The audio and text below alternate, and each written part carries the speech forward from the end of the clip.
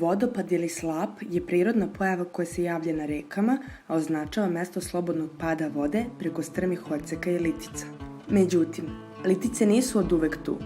Tu gde su sad strme litice, nekada je bilo normalno zemljište sa rekom koja teče.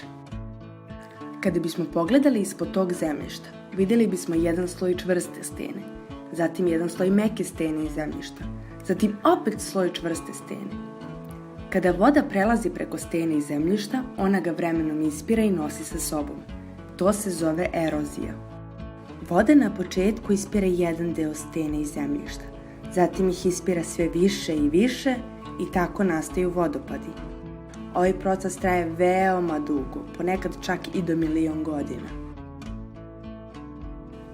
Sada ćemo saznati nešto više o najlepšim vodopadima sveta.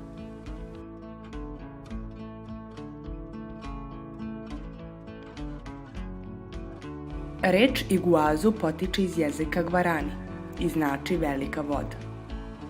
Jedan od mitova naroda Gvarani govori o tome da je njihov bog hteo da se oženi prelepom devojkom Neipi, ali je devojka pobegla sa svojim ljubavnikom. Zbog toga je bog rascepio reku stvorivši vodopad. Tako su ljubavnici osuđeni na večni pad. Ovaj kompleks nalazi se na granici Brazila i Argentine i čini ga 275 vodopada.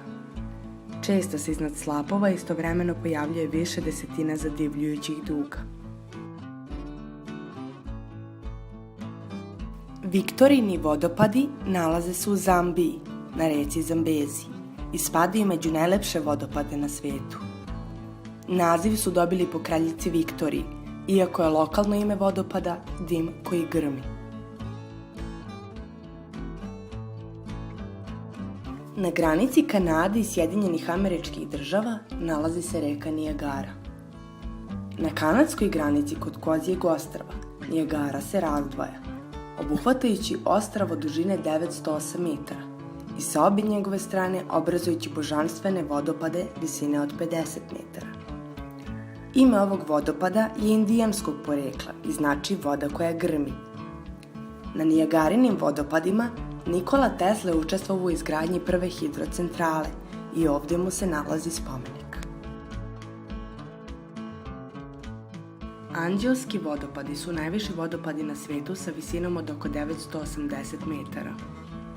Nalaze se na maloj reci Čurun u nacionalnom parku Canaima u Venecueli. Ovaj vodopad je 20 puta veći nego Nijagarini vodopadi. Ovo čudo prirode sa svojih 740 metara visine smatra se najvišim vodopadom u Severnoj Americi. Osim što je prelep, krije i jedan fenomen. U sklopu Josemitija postoji vodopad po imenu Konjski rep. Sredinom februara, u popodnevnim satima, kada se zraci sunca karakteristično rasporede, izgleda kao da se niz stene spušta užarena lava, a ne voda. Ova pojava traje svega nekoliko trenutaka. Nadamo se da vam se svideo naš video. Ukoliko jeste, lajkujte ga i pretplatite se na naš kanal.